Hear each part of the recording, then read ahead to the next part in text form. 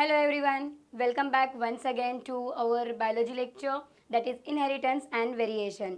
तो देखिए बच्चों, अब तक आप लोगों ने आई गेस ये चैप्टर के काफ़ी सारे सेशंस आपने अटेंड किए होंगे जहाँ पे हम लोगों ने मेंडल के काम के बारे में हम लोगों ने लर्न किया, करेक्ट। तो जेनेटिक्स ऑफ इनहेरिटेंस, ठीक है।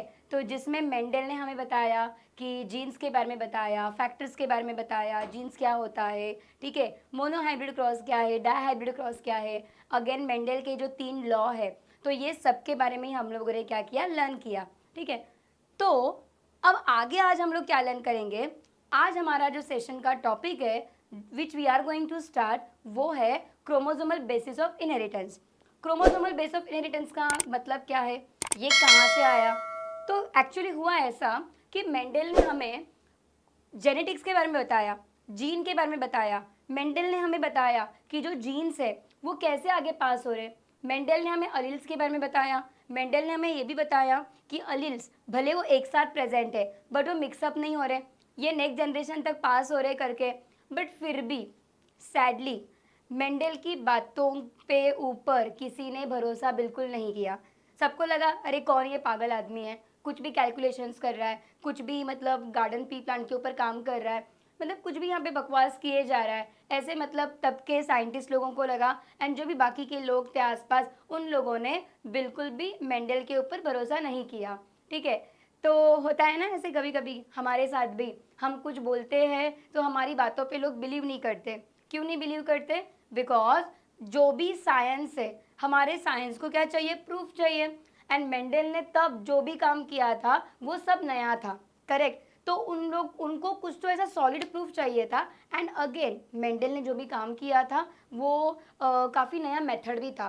तो बेसिकली जो मेंडल का काम है वो किसी ने पहचाना ही नहीं, इट रिमेन अनरिकग्नाइज्ड।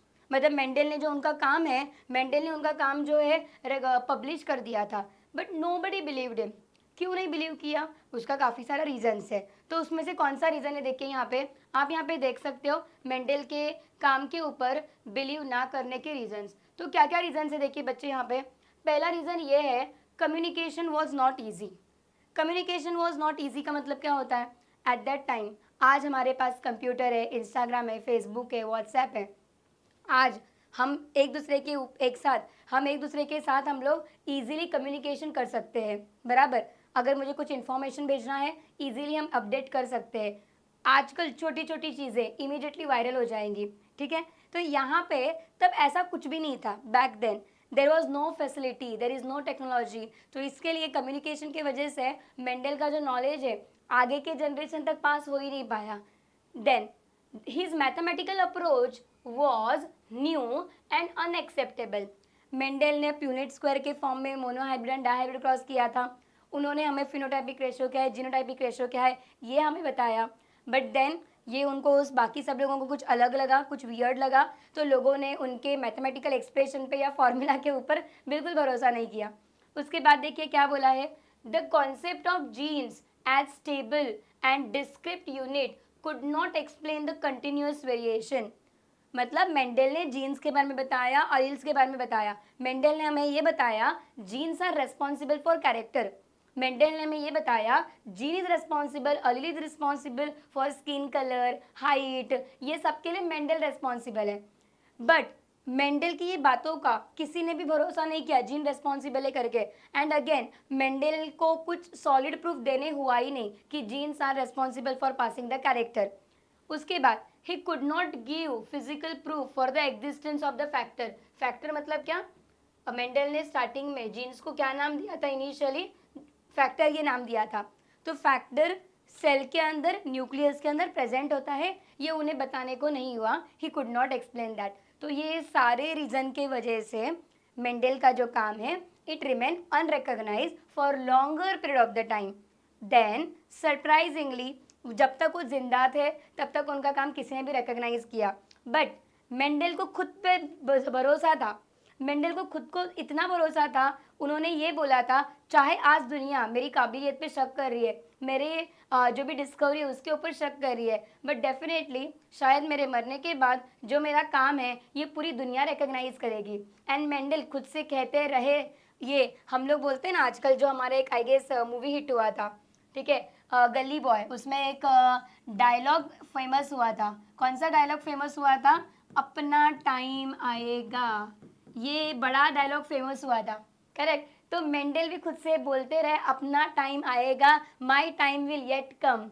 ऑलराइट, तो देखिए मेंडल जब तक जिंदा थे सैडली उनके काम को रिकग्नाइजेशन तो मिला ही नहीं, बट उनके डेथ के कुछ साल बाद, उनके डेथ के कुछ साल बाद तीन अलग अलग साइंटिस्ट अलग अलग कंट्री के, ओके, इन्होंने सेम टॉपिक के ऊपर काम किया, जेनेटिक्स के ऊपर काम किया। दे रीडिस्कवर्ड द मेंडल्स वर्क। इनको बिल्कुल नहीं पता था ये तीनों को कि कौन किस टॉपिक पे काम कर रहा है करके।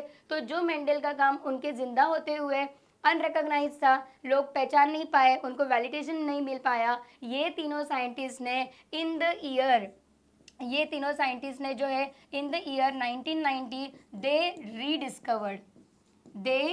Rediscovered Mendel's work.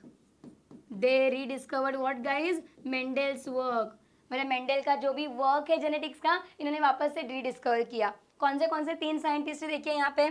First scientist है यहाँ पे Hugo de Vries, second scientist है यहाँ पे कार्ल कॉनेस, देन थर्ड साइंटिस्ट है यहाँ पे एनरिक वॉन टशमार्क। तो ये जो तीन अलग अलग साइंटिस्ट है, ये तीन अलग अलग साइंटिस्ट ने मेंडल के काम को रिकग्नाइजेशन दिया। ये तीनों ने बोला कि हम जो जेनेटिक्स के बारे में बात कर रहे हैं, जीन्स के बारे में बात कर रहे हैं, बैक देन मेंडल ने जो बोला था वो एग्जैक्टली सही था, 101% सही था। एंड इनके वजह से आज हम मेंडल को जानते हैं फादर ऑफ द जेनेटिक्स। तो यही तीन साइंटिस्ट है जिनके वजह से जो हमारे फादर ऑफ जेनेटिक्स थे ग्रिगर मेंडल, उनको आज पूरी दुनिया जानती है।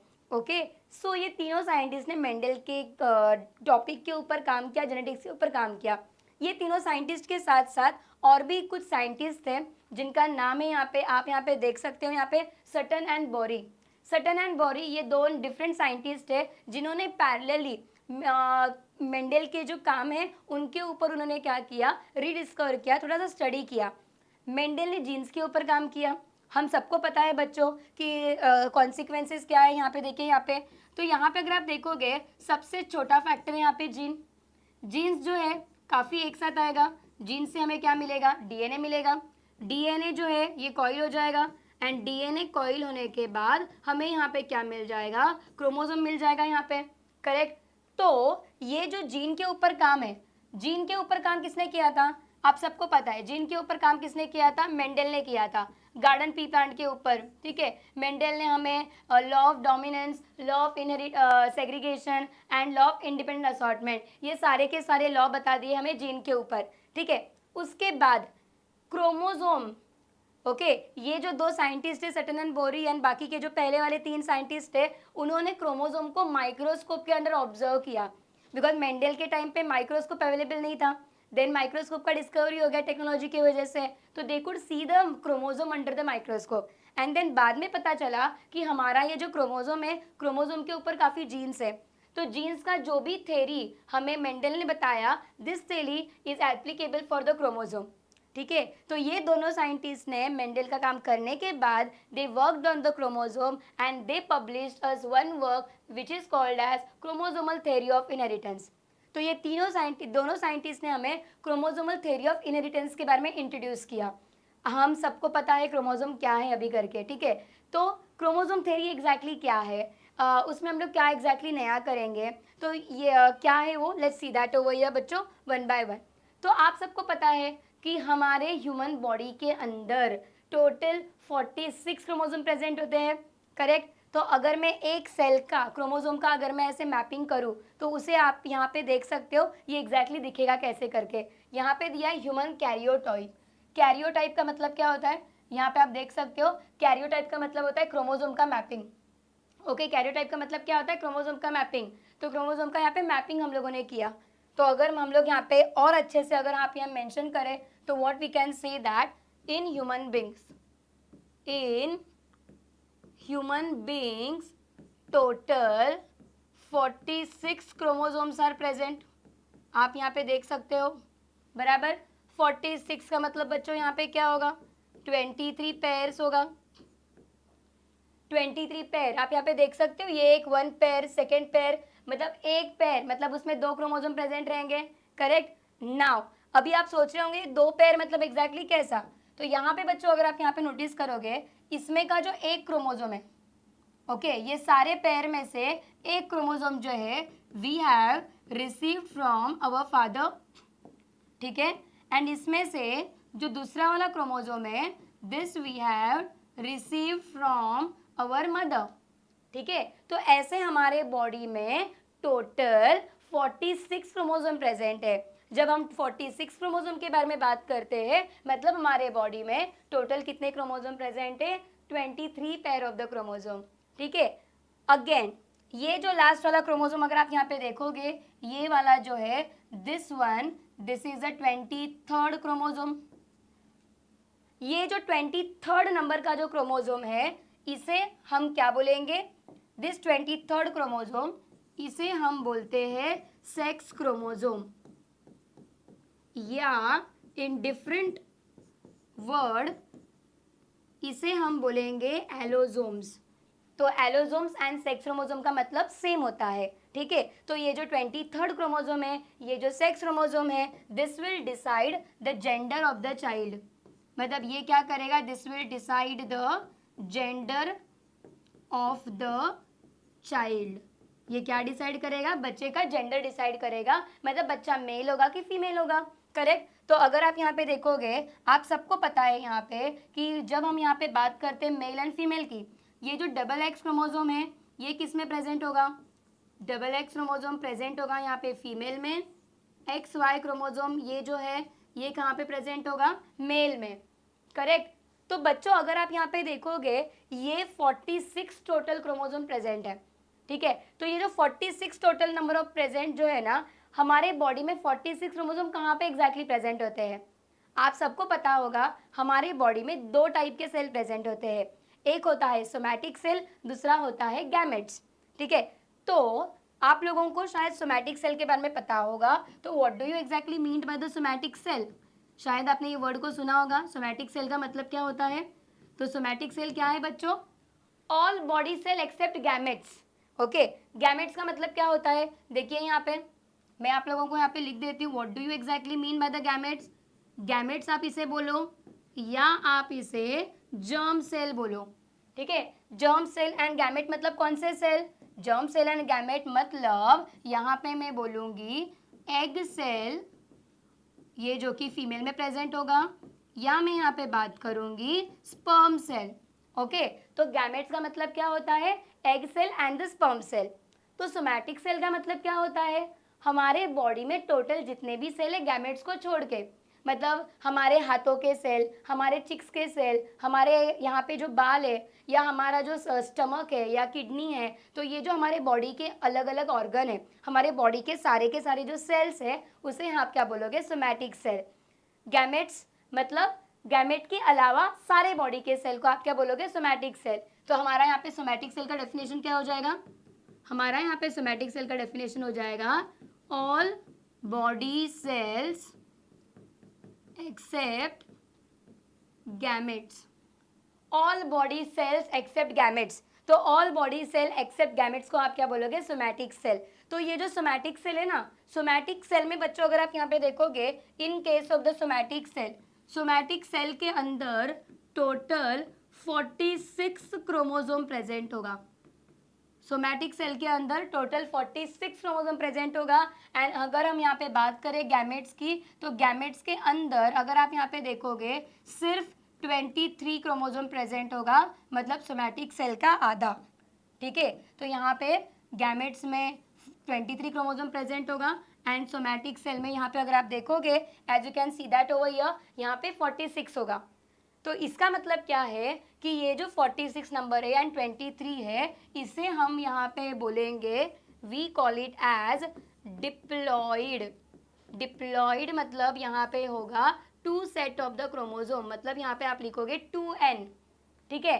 एंड अगर 46 मतलब डबल, 46 का आधा क्या हो जाएगा, 23 हो जाएगा, बराबर। तो यहाँ पे अगर आप देखोगे, अगर मैं यहाँ पे लिखूंगी हैप्लॉइड, हैप्लॉइड मतलब यहाँ पे 23 क्रोमोसोम, 46 का आधा, मतलब यहाँ पे हैप्लॉइड मतलब मैं यहाँ पे लिखूंगी सिर्फ, यहाँ पे मैं लिखूंगी n। क्या लिखेंगे हम लोग यहाँ पे? n। ओके, सो ये काफ़ी बेसिक है, ये यहाँ पे याद रखना बच्चों कि सोमैटिक सेल में 46 क्रोमोसोम प्रेजेंट हो जाएंगे। सोमैटिक सेल हमारे डिप्लॉयड कंडीशन में आएंगे एंड ये जो हमारे स्पर्म सेल है, एग सेल है, उनके पास 23 क्रोमोसोम है जो कि यहाँ पे क्या रहेगा? हैप्लॉइड। तो मतलब ये अभी मैप देख के आपको समझ में आया होगा कि हमारे बॉडी में 23 क्रोमोसोम जो है, we have receive 23 chromosome from the mother and we have receive 23 chromosome from the father. तो ये दोनों के फ्यूजन से 46 क्रोमोसोम जो है सोमैटिक सेल में आएंगे या हमारे बॉडी में टोटल आ जाएंगे। ठीक है, तो ये मैंने आप लोगों को बेसिक एक क्रोमोसोम्स के बारे में यहाँ पे मैंने आपको इंट्रोड्यूस कर दिया। नाउ आगे अगर आप यहाँ पे देखोगे तो यहाँ पे we are going to learn here, ये जो मैंने आपको हैप्लॉइड या डिप्लॉइड कॉन्सेप्ट आपको बताया, इसके रिलेटेड यहाँ पे कुछ वर्ड्स है, यहाँ पे देख सकते हो आप यहाँ पे। तो देखिए यहाँ पे प्लॉइडी, प्लॉइडी का मतलब क्या होता है? न्यूक्लियस के अंदर, एक सेल के अंदर टोटल कितने क्रोमोसोम प्रेजेंट है, मतलब number of chromosome present inside the nucleus of the cell. तो प्लॉइडी का मतलब क्या होगा यहाँ पे? देखिए बच्चों, what do you mean by the ploidy? अगर आप मुझे पूछोगे प्लॉइडी का मतलब क्या है, प्लॉइडी क्या आएगा यहाँ पे? प्लॉइडी मतलब यहाँ पे आएगा number of chromosome in the cell. Number of chromosome in the cell को आप क्या बोलोगे? प्लॉइडी। ठीक है, अब यूप्लॉइडी मतलब क्या? यहाँ पे आप बस एक एग्जांपल याद रखना, यहाँ पे हम कंसिडर करेंगे n is equal to 23, okay, and यहाँ पे हम लोग कंसिडर करेंगे 2n। n अगर 23 है तो हम क्या करेंगे? 2 इंटू 23 करेंगे, मतलब यहाँ पे आंसर क्या आ जाएगा? 46 आ गया। ठीक है, तो ये जो n इज इक्वल टू 23 है, ये हमने एग्जाम्पल कंसिडर किया है by taking the example of the human being. एक चीज़ याद रखना, ह्यूमन बींग के अंदर टोटल 46 क्रोमोसोम प्रेजेंट है, बाकी animal to animal, plant to plant, bacteria to bacteria, ये जो क्रोमोसोम का नंबर है ये अलग अलग होते जाएगा। आप ऐसा नहीं बोल सकते कि ह्यूमन बींग के अंदर 46 क्रोमोसोम है तो बाकी प्लांट या एनिमल के अंदर भी 46 रहेगा। नो, ऐसा बिल्कुल नहीं होगा। Plant to plant, animal to animal, microorganism to microorganism, हर एक के बॉडी में, कैट में क्रोमोसोम का नंबर अलग, डॉग्स में अलग होगा, या अगर आप कोई मैंगो प्लांट लोगे या पटैटो लोगे तो उसमें हर एक में क्रोमोसोम का नंबर अलग अलग रहेगा, सेम बिल्कुल नहीं जाएगा। तो अभी मैं ये जो कॉन्सेप्ट आपको एक्सप्लेन करूंगी, ये मैं एक्सप्लेन करूंगी by considering the human being का क्रोमोसोम नंबर। ठीक है, तो ह्यूमन बींग में अगर आप यहाँ पे देखोगे ये जो 46 है, ये 46 नंबर ऑफ क्रोमोसोम ये कहाँ पे होगा? ह्यूमंस में होगा। तो ये कंसिडर करके मैं आपको ये जो चार्ट है क्रोमोसोम का नंबर, ये मैं यहाँ पे एक्सप्लेन करूंगी बिकॉज ये काफ़ी इंपॉर्टेंट है even from the exam point of view. तो ये प्लॉइडी को देखिए हमने दो पार्ट में डिवाइड कर दिया है, एक है यहाँ पे यूप्लॉइडी, सेकेंड है यहाँ पे एन यूप्लॉइडी। अब यूप्लॉइडी का यहाँ पे मतलब क्या होता है मैं आपको यहाँ पे बताती हूँ, what do you exactly mean by the euploidy. तो देखिए यूप्लॉइडी यहाँ पे उन्होंने क्या लिखा है यूप्लॉइडी के बारे में। यूप्लॉइडी मतलब exact multiple of the basic number. मतलब यूप्लॉइडी का मतलब क्या होता है, अगर आप यहाँ पे डेफिनेशन देखोगे यूप्लॉइडी का मतलब क्या होगा यहाँ पे? यूप्लॉइडी ये आपको बताता है exact multiple of basic chromosome. Chromosome का स्पेलिंग यहाँ पे रॉन्ग हो गया, ऐसे आपसे भी गाइज मिस्टेक हो सकता है, तो प्लीज बी केयरफुल। ओके, देखिए यहाँ पे क्या लिखा है, exact multiple of the basic number. Okay, exact multiple of basic chromosome number, इसका मतलब क्या होता है?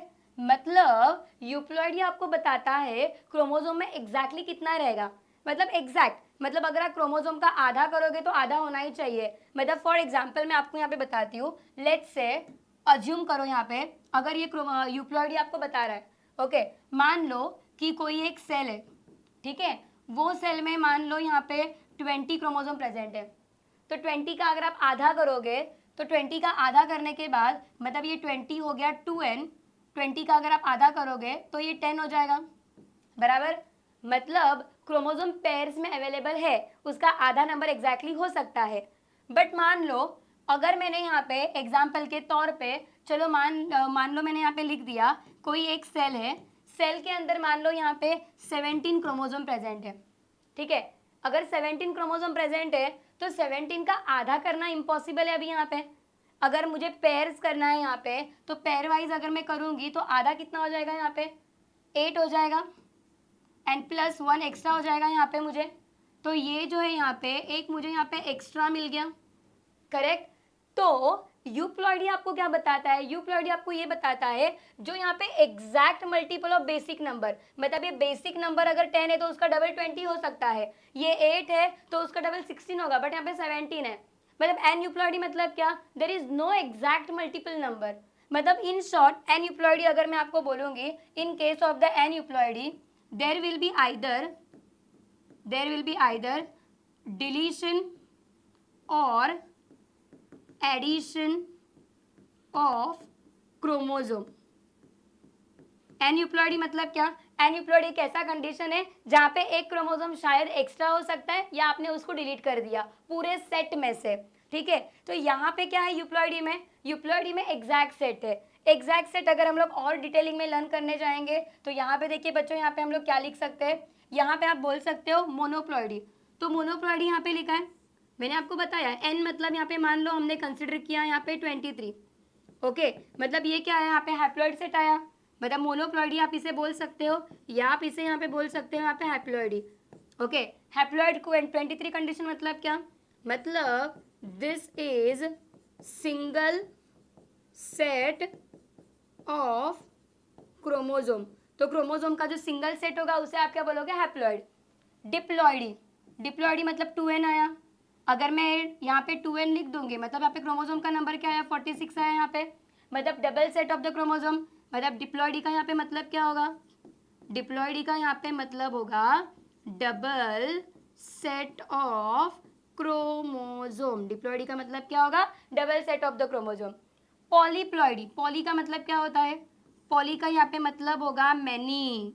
पॉली का मतलब क्या होगा यहाँ पे, मैनी मतलब ज्यादा, ठीक है। तो यहाँ पे 3n 4n 2n मतलब जो भी n का वैल्यू है 23 को मल्टीप्लाई करते जाओ, मतलब ज्यादा क्रोमोसोम बढ़ते जाएंगे। जैसे यहाँ पे 2 सेट ऑफ क्रोमोसोम मैंने लिखा है, 3 set of chromosome, 4 set of chromosome, 5 set of the chromosome, तो इसे आप बोलोगे पॉलीप्लॉइडी कंडीशन, ठीक है। अब एन्यूप्लॉइडी मतलब एक क्रोमोसोम डिलीट रहेगा या आप उसे ऐड कर दोगे या डिलीट कर दोगे, ठीक है। मतलब exact multiple of the chromosome बिल्कुल नहीं रहेगा यहाँ पे। तो ये एन्यूप्लॉइडी को देखिए वापस हमने यहाँ पे 2 ग्रुप में डिवाइड कर दिया है, आप यहाँ पे देख सकते हो हाइपो एंड हाइपर, ओके। अब हाइपो एंड हाइपर का मतलब देखो बच्चों यहाँ पे क्या होता है, हाइपो का मतलब क्या होगा, हाइपो मतलब क्या रहेगा यहाँ पे लेस, ये आपको पता है यहाँ पे। हाइपर का मतलब क्या होता है यहाँ पे मोर, करेक्ट।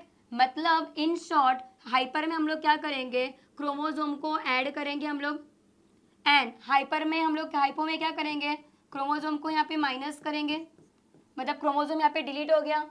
मतलब यहाँ पे मैं बोल सकती हूँ यहाँ पे आप क्रोमोसोम को डिलीट कर दोगे एंड यहाँ पे आप क्रोमोसोम को क्या कर दोगे, यहाँ पे ऐड कर दोगे, एडिशन ऑफ द क्रोमोसोम, ठीक है। तो यहाँ पे बच्चों देखिए ये जो कॉन्सेप्ट है ना, जब आप क्रोमोसोमल डिसऑर्डर लर्न करोगे तो ये कॉन्सेप्ट यहाँ पे यूज हो जाएगा। तो इसके लिए बेसिक जो है हमें पता होना चाहिए यहाँ पे। तो आप यहाँ पे देख सकते हो बच्चों, यहाँ पे as you can see that here in the next part, monosomy. Monosomy का मतलब क्या होता है, मोनो मतलब सिंगल। तो यहाँ पे आपने क्या कर दिया, डिप्लॉइड सेट में से एक क्रोमोसोम आपने डिलीट कर दिया। तो अगर आपने सेट ऑफ द क्रोमोसोम से एक क्रोमोसोम अगर आप डिलीट कर देते हो तो उस कंडीशन को आप यहाँ पे क्या बोलोगे, मोनोजोमी। क्या बोलोगे आप उसे, मोनोजोमी। तो मोनोजोमी मतलब मान लो मैं अगर यहाँ पे 2n मतलब यहाँ पे अगर 46 कंसिडर कर रही हूँ, if I am considering 2n is equal to 46, ठीक है। तो 2n माइनस अगर मैं यहाँ पे 1 कर दूंगी तो मुझे यहाँ पे आंसर क्या मिलेगा, मुझे यहाँ पे आंसर मिलेगा 45। मतलब मैंने यहाँ पे क्या कर दिया, मैंने यहाँ पे डिलीट किया, डिलीटेड 1 क्रोमोसोम, ठीक है। मैंने यहाँ पे एक क्रोमोसोम को डिलीट कर दिया, तो एक क्रोमोसोम को मैंने डिलीट कर दिया तो ये क्या हुआ, मोनोजोमी। नलीजोमी, नलीजोमी मतलब क्या, मैंने यहाँ पे 2 क्रोमोसोम को डिलीट कर दिया, मतलब जो पेयर था वो पूरा का पूरा चला गया, एक क्रोमोसोम का पेयर पूरा का पूरा डिलीट हो गया, एक नल सेट हो गया यहाँ पे। तो अगर मैं यहाँ पे 46 लिखती हूँ, 2 अगर माइनस कर देती हूँ तो यहाँ पे मुझे आंसर क्या मिल जाएगा, 44, करेक्ट। यहाँ पे देखिए हाइपरप्लॉइडी में क्या हो जाएगा, ट्राइजोमी, मतलब आपने यहाँ पे क्या किया, +1 किया, यहाँ पे आपने क्या किया, यहाँ पे +1, मतलब आपने एक क्रोमोसोम एक्स्ट्रा ऐड कर दिया टोटल सेट में। तो ट्राई मतलब क्या, इसका मतलब बाकी के सारे क्रोमोसोम पेयर वाइज प्रेजेंट है, बट आप जब एक एक्स्ट्रा क्रोमोसोम ऐड कर दोगे तो एक जगह पे 2 क्रोमोसोम के जगह पे 3 क्रोमोसोम का ग्रुप बन जाएगा, तो एक जगह पे 3 क्रोमोसोम का ग्रुप बन गया, तो इसे आप क्या बोलोगे, ट्राइजोमी। तो अगर 46 है, अगर आप एक्स्ट्रा ऐड करते हो +1 तो ये 47 बन जाएगा। अगर आप 2 क्रोमोसोम को एक्स्ट्रा ऐड करते हो तो ये बन जाएगा आपका टेट्राजोमी, मतलब यहाँ पे ये क्या बन जाएगा, 48। ओके तो बच्चों आई होप आप लोगों को ये जो प्लॉइडी का जो चार्ट है ये अच्छे से समझ में आया होगा, ये एग्जाम पॉइंट ऑफ व्यू से काफ़ी ज़्यादा इंपॉर्टेंट है, ठीक है। तो एक बार अच्छे से ये चार्ट को देख लेना कि प्लॉइडी यूप्लॉइडी एग्जैक्टली क्या है।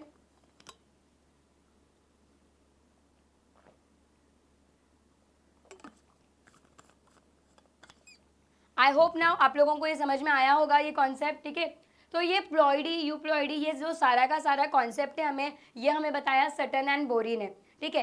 तो ये क्रोमोसोम का स्टडी करके मेंडल का जो स्टडी था उसके बाद उन लोगों ने क्रोमोसोम्स के ऊपर काम किया, क्रोमोसोम को नोटिस किया, माइक्रोस्कोप में नोटिस किया, एंड उसके बाद ये सारा कॉन्सेप्ट आया। तो अब उन्होंने ये सब थ्योरी को ऑब्जर्व करने के बाद हमारे सामने कुछ थ्योरी यहाँ पे बताया है। थ्योरी एग्जैक्टली क्या है, देखिए यहाँ पे क्रोमोसोमल थ्योरी ऑफ इनहेरिटेंस। ये जो क्रोमोसोमल थ्योरी ऑफ इनहेरिटेंस है ये हमें किसने बताया, ये हमें बताया था साइंटिस्ट ने। कौन से साइंटिस्ट ने हमें ये बताया, सटन एंड बोरी नाम के जो साइंटिस्ट है, ये साइंटिस्ट ने हमें कुछ थ्योरी बताया। अब ये थ्योरी के पॉइंट्स मैं यहाँ पे क्यों एक्सप्लेन कर रही हूँ, ये थ्योरी के पॉइंट मेरा एक्सप्लेन करने का रीज़न यहाँ पे ये है बिकॉज अगर आप एग्जाम के लिए प्रिपेयर कर रहे हो तो आपके कॉलेज में ये क्वेश्चन डेफिनेटली आ सकता है 2 मार्क्स के लिए। 2 मार्क्स के लिए ये क्वेश्चन काफ़ी इंपॉर्टेंट है। देखिए यहाँ पे क्वेश्चन क्या आएगा, यहाँ पे आपको क्वेश्चन ऐसा पूछा जाएगा, explain the chromosomal basis of inheritance which is given by Sutton and Boveri, ठीक है। तो एग्जैक्टली उन्होंने क्या बताया, क्या जो भी मैंने अब तक डिस्कस किया वही सारा का सारा कॉन्सेप्ट अभी यहाँ पे स्टेटमेंट फॉर्म में दिया गया है, यही हमें वापस से एक बार रिवाइज करना है। तो क्या है देखिए बच्चों यहाँ पे exactly, let's see that here one by one. उन्होंने ये बताया है by point number 1, chromosomes are found in pairs in somatic cell. I hope मैंने आप लोगों को ये बताया, सोमैटिक सेल मतलब बच्चों मैंने आपको बताया, आई होप आपको याद है। सोमैटिक सेल का मतलब वापस में लिख देती हूँ, कोई बात नहीं अगर याद नहीं है तो, all body cells except gametes. All body cell except gametes को आप क्या बोलोगे, सोमैटिक सेल। तो उन्होंने क्या बोला है, सोमैटिक सेल में क्रोमोसोम कैसे रहेंगे, पेयर वाइज रहेंगे। पेयर वाइज मतलब क्या, क्रोमोसोम यहाँ पे जोड़ी जोड़ी में रहेंगे, सिंगल नहीं रहेंगे, क्रोमोसोम डबल रहेंगे, ठीक है। क्रोमोसोम हमेशा कैसे रहेंगे, डबल रहेंगे, सिंगल नहीं रहेंगे, बिकॉज क्रोमोसोम सोमैटिक सेल में जो क्रोमोसोम है मैंने आपको ऑलरेडी बताया, सोमैटिक सेल में क्रोमोसोम कैसे रहेंगे, they will be in the 46, मतलब क्या रहेंगे, they will be in the diploid condition, alright. तो यही पहला आपका स्टेटमेंट है। सेकेंड स्टेटमेंट देखिए उन्होंने क्या बताया अभी यहाँ पे, during gamete formation homologous pair segregate and assort independently at meiosis due to each gamete contain only one chromosome of the pair। मतलब अब उन्होंने क्या बताया है, अब ये डायग्राम को अच्छे से नोटिस करना, शायद आप लोगों को समझ में आ जाए। तो देखिए पहले तो हम लोग यहाँ पे समझ के लेते हैं what do you exactly meant by homologous pair of chromosome. Homologous pair of chromosome मतलब क्या है, देखिए यहाँ पे एक क्रोमोसोम है, एक क्रोमोसोम मैंने यहाँ पे लिखा है, 2 क्रोमोसोम आपके सामने ड्रॉ किए हैं। ये जो एक क्रोमोसोम है दिस इज फ्रॉम मदर, ठीक है। ये एक जो क्रोमोसोम है दिस इज फ्रॉम फादर। ये दोनों के दोनों जो क्रोमोसोम है ये आते हैं कैटेगरी में होमोलॉगस क्रोमोसोम कैटेगरी में, ये दोनों आएंगे, this both are homologous chromosome. Homologous मतलब क्या, यहाँ पे अगर आप देखोगे होमोलॉगस मैंने इसे क्यों बोला, इसका रीजन क्या है एग्जैक्टली, ये डायग्राम अगर आप अच्छे से नोटिस करोगे तो दिस इज मदर का first chromosome, this is father का फर्स्ट क्रोमोसोम, ऐसे अज्यूम करते हैं। तो देखिए दोनों क्रोमोसोम पे जीन फॉर आई सेम जगह पे प्रेजेंट है, जीन फॉर आई मतलब ये वाले क्रोमोसोम पे और ये वाले क्रोमोसोम पे gene for eye same location पे प्रेजेंट है। Next gene for enzyme A इधर प्रेजेंट है, इधर प्रेजेंट है, gene for cytochrome C, these are the certain enzyme जो हमारे बॉडी में, जो आपने 11th में सीखा होगा, ठीक है, ये लोकेशन में प्रेजेंट है। मतलब ये दोनों के दोनों chromosome which is belonging from mother and father दिखने में सेम दिख रहे हैं, उनका स्ट्रक्चर सेम है, उनका फंक्शन सेम है, उनका जो भी फंक्शन भी है वो भी सेम है, एंड वो दिखने में भी सेम है। तो ऐसे क्रोमोसोम जो कि genetically and phenotypically and genetically which are similar, तो उसे आप क्या बोलोगे, होमोलोगस क्रोमोसोम।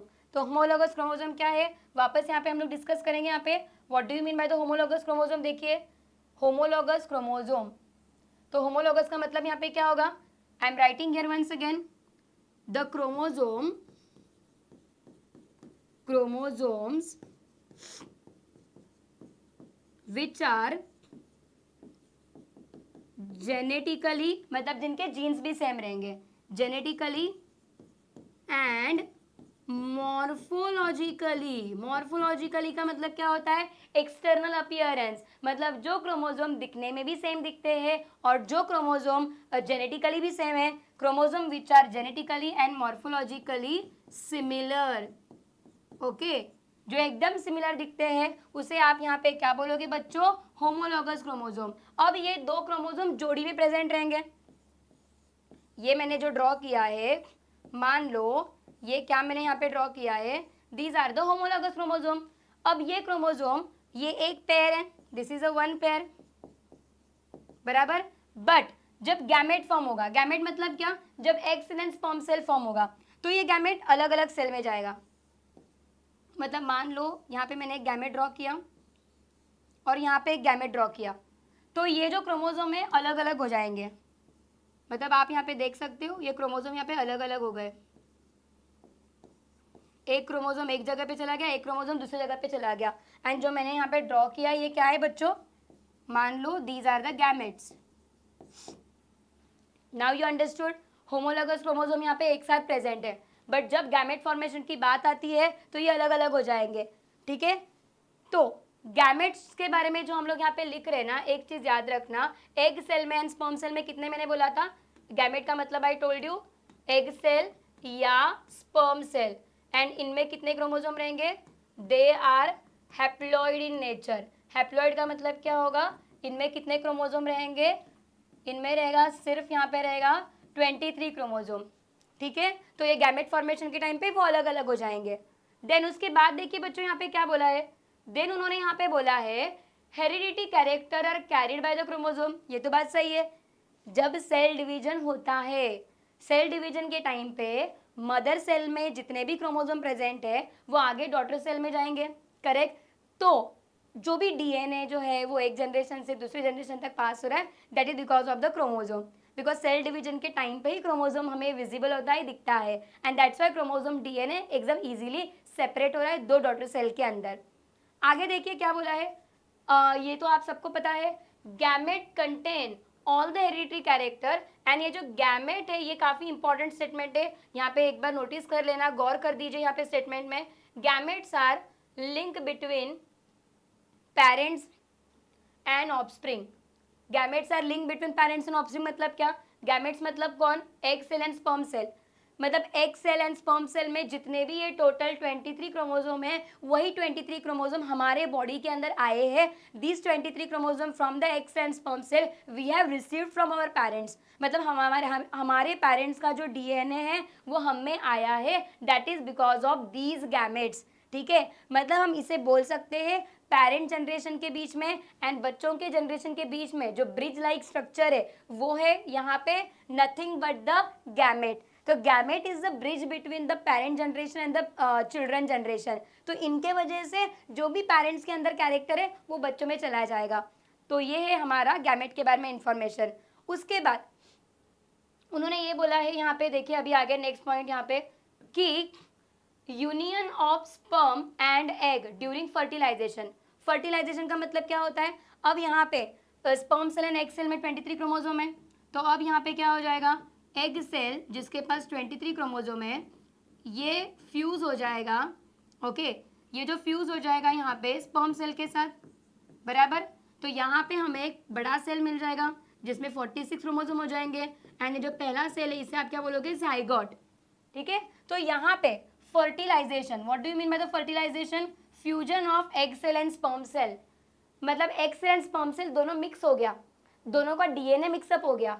तो दोनों का डीएनए मिक्सअप होने के बाद जो पहला सेल आएगा उसे आप बोलोगे जाइगोट. एंड जाइगोट जो है ये बाद में क्या डेवलप करेगा?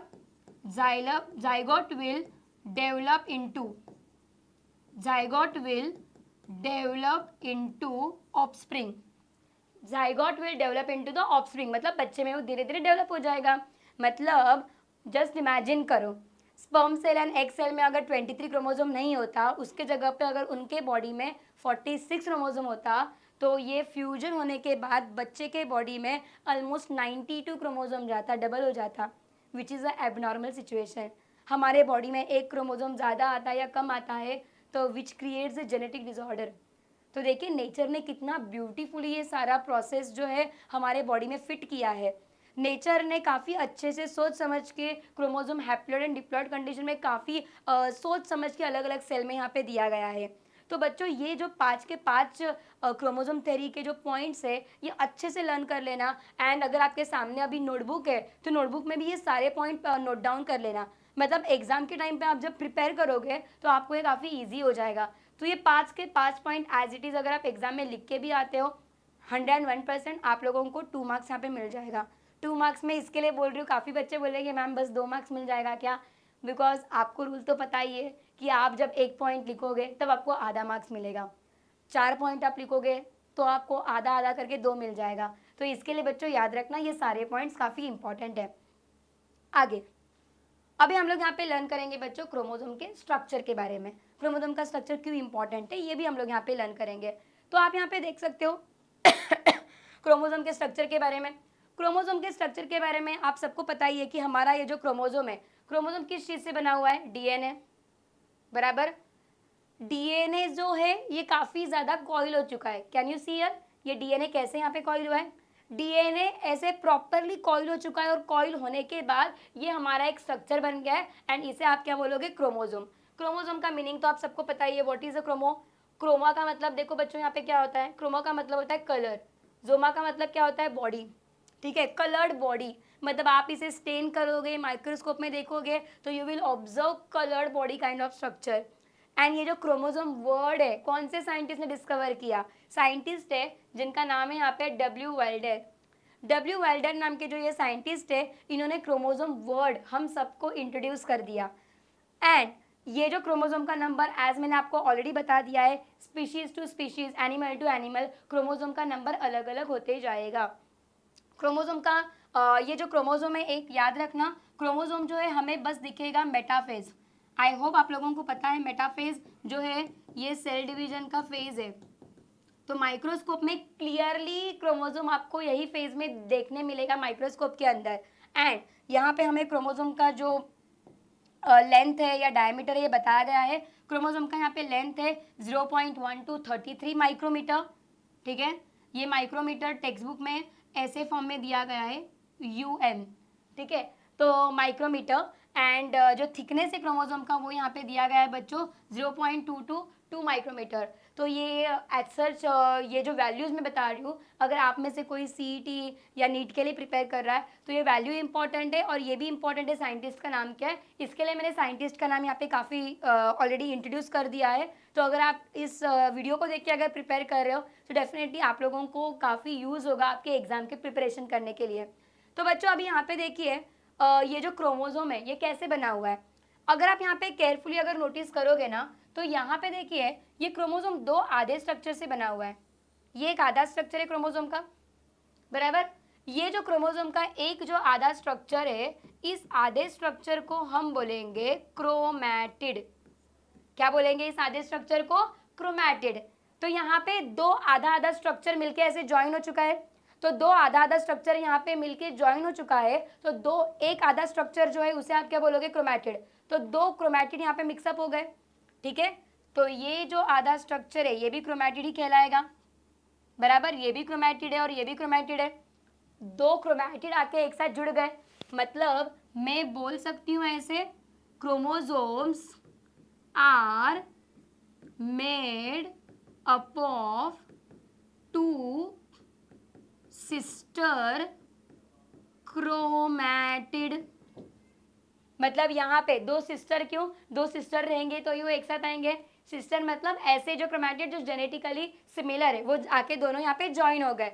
तो यहाँ पे क्रोमोजोम जो है एक क्रोमोजोम कैसे बना है, दो सिस्टर क्रोमैटिड से, ठीक है। तो ये आधा पार्ट एक क्रोमैटिड है और ये आधा पार्ट एक क्रोमैटिड है, तो दो क्रोमैटिड जब एक साथ आएंगे तब एक क्रोमोजोम जाके बनेगा। और एक चीज, ये दो के दो जो क्रोमैटिड है ये बीच में यहाँ पे आके एक जगह पे यहाँ पे चिपके हुए हैं, मतलब ये दोनों भी क्रोमैटिड को किसी ने तो यहाँ पे पकड़ के रखा है, ज्वाइंट करके रखा है। तो किसने यहाँ पे ज्वाइंट करके रखा है, तो दो क्रोमैटिड के बीच में जो भी यहाँ पे कनेक्शन है, जो सेंट्रल वाला पार्ट है, इसे आप बोलोगे सेंट्रोमियर। क्या बोलोगे, सेंट्रोमियर। तो क्रोमोसोम के बीच वाला जो पार्ट है आप उसे क्या बोलोगे, सेंट्रोमियर। तो अब हम लोग यहाँ पे बच्चों लर्न करेंगे क्रोमोसोम के स्ट्रक्चर के बारे में। तो अगर आप यहाँ पे देखोगे ये डायग्राम मैंने पर्पसफुली टेक्स्ट बुक से एज इट इज लिया है, स्टेट बोर्ड का जो हमारा बायो का टेक्स्ट बुक है, सो दैट ये एग्जाम में अगर आप ड्रॉ करोगे एंड आपके अंडरस्टैंडिंग के लिए भी ये काफ़ी ईजी हो जाएगा, ठीक है। तो बच्चों अगर आप यहाँ पे देखोगे, यहाँ पे हम लोग यहाँ पे स्टार्ट करेंगे सेंट्रोमियर से। मैंने आप लोगों को ऑलरेडी बता दिया था, ये जो स्ट्रक्चर है ये पूरा का पूरा क्रोमोजोम है, बराबर। ये क्रोमोजोम को अगर आप आधा करोगे तो ये स्ट्रक्चर आपको ऐसे दिखेगा। तो यहाँ पे अगर आप नोटिस करोगे, ये वाला क्रोमोजोम का आधा पार्ट है यहाँ पे, बराबर। ये क्रोमोजोम का आधा पार्ट अगर आप यहाँ पे जूम करके देखोगे तो ये आपको ऐसे कुछ दिखेगा, ठीक है। एक और चीज, यहाँ पे अगर आप देखोगे, मैंने आपको बताया था ये क्रोमोजोम के बीच में यहाँ पे क्या प्रेजेंट होगा, सेंट्रोमियर है, बराबर। ये बीच में सेंट्रोमियर है। तो यहाँ पे अगर आप देखोगे क्रोमोजोम में यहाँ पे नैरो स्पेस प्रेजेंट है। तो ये बीच में अगर आप यहाँ पे देखोगे, ये बीच के अंदर जो भी नैरो स्पेस यहाँ पे प्रेजेंट है इसे हम क्या बोलेंगे, सेंट्रोमियर। क्या बोलेंगे हम लोग इसे, centromere. Centromere is also called as primary constriction. Either आप इसे सेंट्रोमियर बोलो या इसे प्राइमरी कंस्ट्रिक्शन बोलो, चलेगा। कंस्ट्रिक्शन मतलब क्या, नैरो स्पेस, मतलब क्रोमोजोम पूरा ऐसा सीधा है, बीच में वो थोड़ा नैरो हो गया। क्रोमोजोम ऐसा पूरा सीधा है, बीच में वो नैरो हो गया, तो उस नैरो वाले पार्ट को आप क्या बोलोगे यहाँ पे, प्राइमरी कंस्ट्रिक्शन, या उससे आप बोलोगे सेंट्रोमियर। प्राइमरी कंस्ट्रिक्शन के थोड़ा आगे, प्राइमरी कंस्ट्रिक्शन के थोड़ा आगे अगर आप यहाँ पे देखोगे बच्चों, यहाँ पे और एक थोड़ा सा नैरो स्पेस है। यहाँ पे प्राइमरी कंस्ट्रिक्शन के आगे अगर आप जाओगे और थोड़ा यहाँ पे नैरो स्पेस है, इस नैरो स्पेस को हम यहाँ पे क्या बोलेंगे, सेकेंडरी कंस्ट्रिक्शन। प्राइमरी मतलब पहला, सेकेंडरी मतलब दूसरा, ठीक है। तो प्राइमरी के बाद थोड़ा आके क्रोमोसोम का जो पार्ट है थोड़ा नैरो हो चुका है, तो इस पार्ट को आप क्या बोलोगे, सेकेंडरी कंस्ट्रिक्शन। उसके बाद अगर आप यहाँ पे देखोगे बच्चों, क्रोमोसोम का जो एंड है, ठीक है, अगर आप यहाँ पे केयरफुली नोटिस करोगे, क्रोमोसोम का जो एंड है पार्ट, दोनों जगह पे, ऐसा नहीं कि एक जगह पे, ठीक है। क्रोमोसोम का जो भी एंडिंग वाला पार्ट रहेगा, क्रोमोसोम के एंडिंग वाले पार्ट को क्या बोलोगे, टेलोमियर। टेलोमियर कहाँ पे रहेगा, eight the tip of chromosome. मतलब क्रोमोसोम के दोनों भी एंड से, मतलब मान लो ये क्रोमोसोम है, ये क्रोमैटिड है, क्रोमोसोम का ये वाला टिप और क्रोमोसोम का ये वाला टिप, तो दोनों में, दोनों टिप पे क्या रहेगा, टेलोमियर रहेगा। टेलोमियर क्यों प्रेजेंट है, अब न्यूक्लियस के अंदर काफी सारे क्रोमोसोम प्रेजेंट है, हो सकता है ये क्रोमोसोम चिपक के बैठेंगे, तो ये क्रोमोसोम एक दूसरे से ना चिपके, प्रिवेंशन ऑफ द स्टिकिंग। तो ये क्रोमोसोम को चिपके ना, इसके लिए यहाँ पे क्या प्रेजेंट है, यहाँ पे टेलोमियर प्रेजेंट है। उसके बाद अगर आप यहाँ पे देखोगे, there is one more word, यहाँ पे केयरफुली अगर आप नोटिस करोगे तो यहाँ पे देखिए सेंट्रोमियर के बाजू में, ओके, सेंट्रोमियर के बाजू में यहाँ पे एक डिस्क लाइक स्ट्रक्चर और एक प्रेजेंट रहेगा। सेंट्रोमियर के बाजू में there will be one disc like structure. Centromere के बाजू में जो भी यहाँ पे डिस्क लाइक स्ट्रक्चर प्रेजेंट होगा उसे हम बोलेंगे काइनेटोकोर। क्या बोलेंगे हम लोग उसे, काइनेटोकोर। काइनेटोकोर क्या है बच्चों, यहाँ पे काइनेटोकोर, काइनेटोकोर क्या है, disc like structure, disc like structure present around centromere. Disc like structure जो कि सेंट्रोमियर के अराउंड प्रेजेंट है, आप उसे क्या बोलोगे, काइनेटोकोर। काइनेटोकोर क्यों इंपॉर्टेंट है, शायद आपके माइंड में कंफ्यूजन हो रहा होगा। 11th स्टैंडर्ड में हमने सेल डिवीजन के बारे में लर्न किया था, माइटोसिस एंड मियोसिस के बारे में। तो माइटोसिस एंड मियोसिस में एनाफेज के टाइम पे स्पिंडल फाइबर फॉर्म होता है या मेटाफेज के टाइम पे स्पिंडल फाइबर फॉर्म होता है, जो कि सेंट्रोमियर को चिपकते हैं, जो कि क्रोमोसोम को पकड़ के रखने का काम करते हैं। तो स्पिंडल फाइबर फॉर्मेशन के काम में ये काइनेटो काम आ जाएगा। तो ये काइनेटोकोर का काम क्या है बच्चों? यहाँ पे काइनेटोकोर का काम क्या है? काइनेटोकोर का यहाँ पे काम आएगा स्पिंडल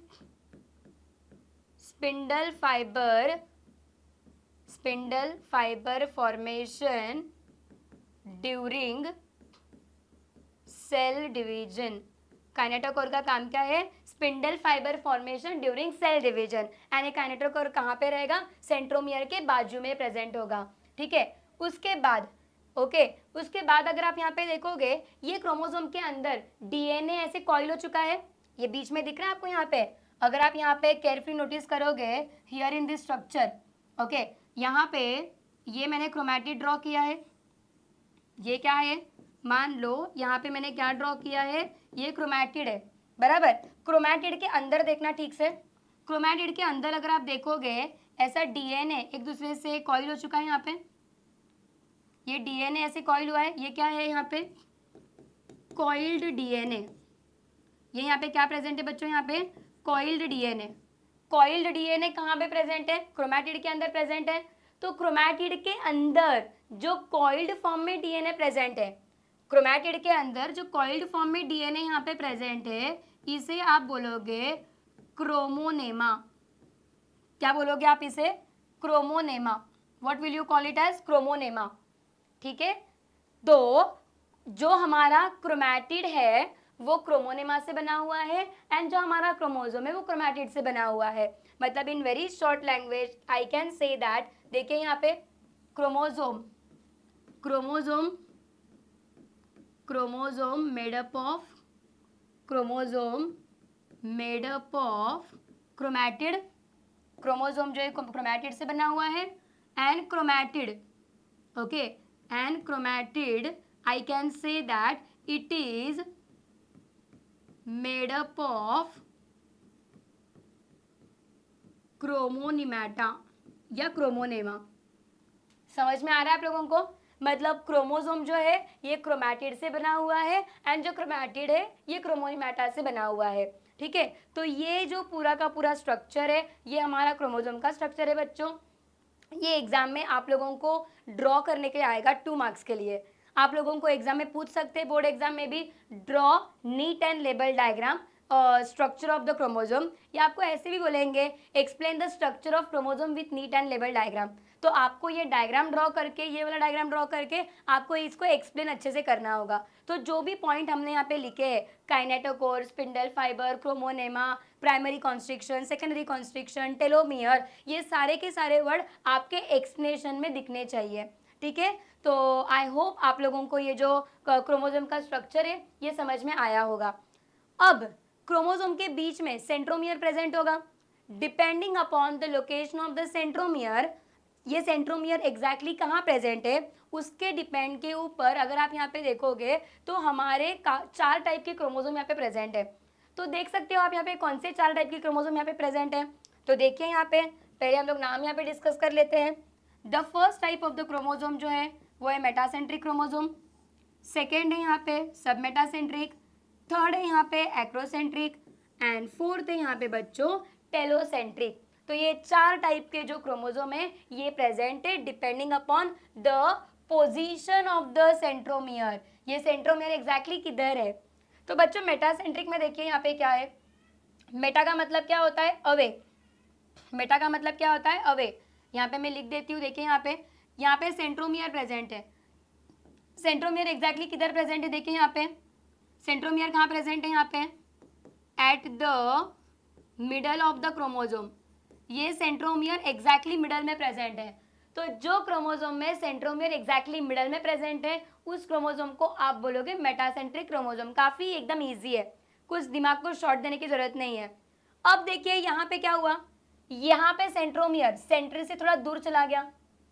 यहाँ पे अगर आप देखोगे क्रोमोसोम का एक आर्म लॉन्ग है और क्रोमोसोम का दूसरा आर्म काफी शॉर्ट है। ठीक है, तो ये सेंटर से थोड़ा दूर चला गया।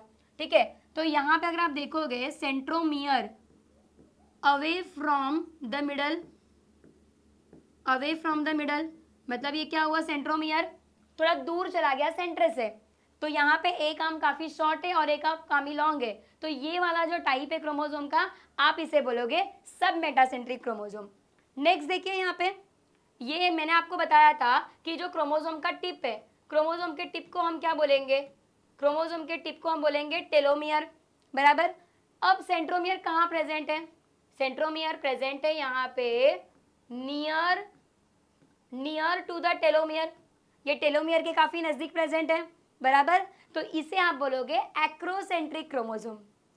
यहाँ पे देखिए, यहाँ पे तो पूरा ही एंड पे चला गया, पूरा at the tip of the chromosome, मतलब tip of the telomere, okay. मतलब यहाँ पे I can say that centromere present at the tip of chromosome, मतलब क्रोमोसोम के ये पूरा का पूरा टिप पे चला गया, पूरा का पूरा टेलोमियर के ऊपर ही चला गया, तो इसे आप क्या बोलोगे, टेलोसेंट्रिक क्रोमोसोम, मतलब tip of the chromosome. In another language I can say that tip of the chromosome, मतलब ही क्या यहाँ पे I can say that telomere. तो ये यहाँ पे सेंट्रोमियर एग्जैक्टली टेलोमियर के ऊपर जाके बैठा है, तो आप इसे क्या बोलोगे, टेलोसेंट्रिक क्रोमोसोम। अब हम लोग यहाँ पे डिस्कस करते हैं इसके शेप के बारे में। ये जो मेटासेंट्रिक क्रोमोसोम है, मेटासेंट्रिक क्रोमोसोम जो है इसका शेप यहाँ पे बच्चों रहेगा, it will look like somewhat V shape. ये जो मेटासेंट्रिक क्रोमोसोम है it will be V shape. सब मेटासेंट्रिक जो क्रोमोसोम है it will be L shape, यह आप याद रखना, एग्जाम में आ सकता है। और एक्रोसेंट्रिक क्रोमोसोम जो है ये आपको दिखेगा यहाँ पे जे शेप। टेलोसेंट्रिक क्रोमोसोम जो है ये आपको यहाँ पे दिखेगा आई शेप, ठीक है। तो ये बस यहाँ पे याद रखना। तो ये है हमारे क्रोमोसोम के 4 type based upon the location of the centromere. I hope it's very easy, okay. Then अब हम लोग यहाँ पे लर्न करेंगे जो भी मैंने ऑटोसोम्स के बारे में आपको बताया, एलोसोम्स के बारे में बताया। अब हम लोग यहाँ पे डिस्कस करेंगे regarding the X and Y chromosome which are nothing but the sex chromosome. अभी इनका स्ट्रक्चर क्या है, let's see that over here, because again ये भी काफ़ी ज़्यादा इंपॉर्टेंट है। तो यहाँ पे बच्चों देखिए एक्स एंड वाई क्रोमोसोम के बारे में, as you can see that here, मान लो अगर मैंने एक्स एंड वाई क्रोमोसोम का यहाँ पे स्ट्रक्चर निकाला, ये भी एक्स एंड वाई क्रोमोसोम ही है, बट अगेन लेट्स सी, देखिए यहाँ पे मैंने एक्स एंड वाई क्रोमोसोम यहाँ पे निकाला है यहाँ पे, ओके मैंने ऑलरेडी यहाँ पे डिस्प्ले किया है, तो वापस डिस्प्ले करने की आई गेस यहाँ पे ज़रूरत नहीं है। आप यहाँ पे देख सकते हो एक्स एंड वाई क्रोमोसोम के बारे में इन डिटेल, ऑलराइट। तो यहाँ पे देखिए आप लोगों को एग्जाम में क्या पूछेंगे, आप लोगों को सबसे ज़्यादा इंपॉर्टेंट एग्जाम में यहाँ पे आएगा एक्स एंड वाई के बारे में, difference between, distinguish between X chromosome and distinguish between the Y chromosome. अगर आप ये क्रोमोसोम को अगर काफ़ी अच्छे से नोटिस करोगे तो आप लोगों को सबसे पहला डिस्टिंग्विश क्या दिखाई दे रहा है, ये वाला जो है एक्स क्रोमोसोम है और ये वाला जो है वाई क्रोमोसोम है। जब आप इस क्रोमोसोम को नोटिस करें तो आपको क्या दिखाई दे रहा है, यस यहाँ पे जो लेंथ है दोनों का अलग अलग है, करेक्ट। तो डिस्टिंग्विश में कैन आई से दैट, यहाँ पे जो भी पॉइंट आएगा डिस्टिंग्विश का ये मैं यहाँ पे मेंशन करूँगी regarding the X chromosome, alright. और उस तरफ जो भी डिस्टिंग्विश के पॉइंट रहेंगे यहाँ पे मैं एक्सप्लेन करूँगी regarding the Y chromosome, alright. तो let's see one by one जो भी हमारे पॉइंट्स हैं। पॉइंट नंबर 1 क्या आएगा बच्चों यहाँ पे, the length of X chromosome is longer. तो can I say that x chromosome, देख के ही हमें पता चल रहा है कि काफ़ी लंबा है करके, यहाँ पे the X chromosome is longer than Y chromosome, बराबर। सेम पॉइंट आपको उल्टा करके लिखना है यहाँ पे।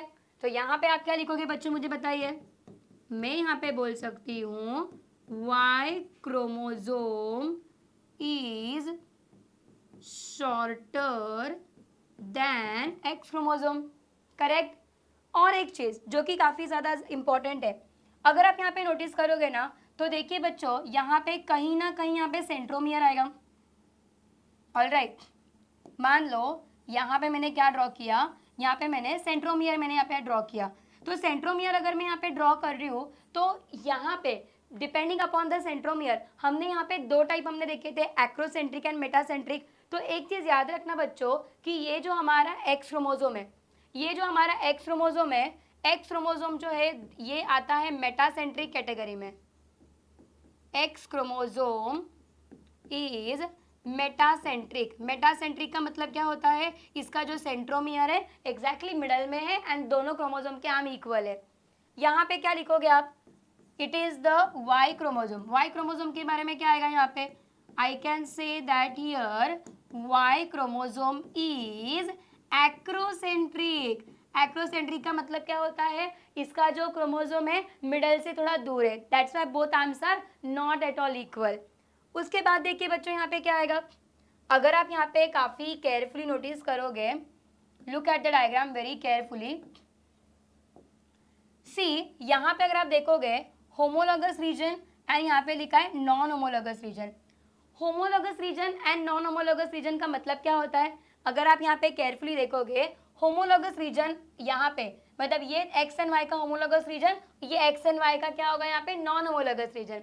Now what do you mean by the homologous region and non homologous region, मतलब ये वाला जो एक्स एंड वाई क्रोमोसोम का जो पार्ट है यहाँ पे सेम टाइप के जीन्स प्रेजेंट होंगे। मतलब अगर आप यहाँ पे लिखोगे what do you mean by the homologous chromosome, homologous region का मतलब क्या होगा, I can say that same genes are present on both X and Y chromosome. मतलब यहाँ पे भी सेम जीन्स प्रेजेंट है, यहाँ पे भी सेम जीन्स प्रेजेंट है, तो ये वाला जो पार्ट है एक्स एंड वाई का आप उसे क्या बोलोगे, homologous reason.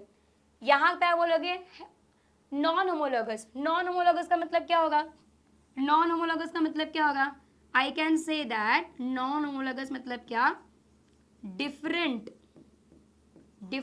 Jeans are present. मतलब एक्स एंड वाई का ये वाला जो पार्ट है ना, एक्स एंड वाई का, यहाँ पे डिफरेंट जीन्स प्रेजेंट है। ये नॉन होमोलॉगस रीजन एक्स की वजह से फीमेल के फीचर्स मतलब एग्जिस्ट करते हैं हमारे बॉडी में, and non homologous region of Y chromosome की वजह से मेल में जो मेल के जो भी कैरेक्टर है, मस्कुलाइन कैरेक्टर एंड जो भी सेक्सुअल कैरेक्टर्स है, that is because of the non homologous.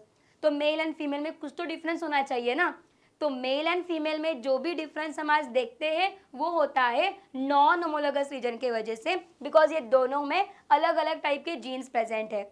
अब आई बात समझ में, तो ये homologous and non homologous region यहाँ पे आ गया। देन उसके बाद बच्चों यहाँ पे काफ़ी गौर से नोटिस करना है यहाँ पे, which is very very important. यहाँ पे हमारा नेक्स्ट पॉइंट देखिए यहाँ पे क्या आएगा, यहाँ पे हम लोग लिखेंगे regarding the euchromatin and heterochromatin. अगर आप एक्स क्रोमोसोम की यहाँ पे बात करोगे तो यहाँ पे एक्स क्रोमोसोम में आप यहाँ पे लिखोगे यूक्रोमैटिन। एक्स क्रोमोसोम में euchromatin is more and heterochromatin is यहाँ पे क्या आएगा, heterochromatin is less। अब आप शायद सोचोगे what do you exactly mean by the euchromatin and heterochromatin.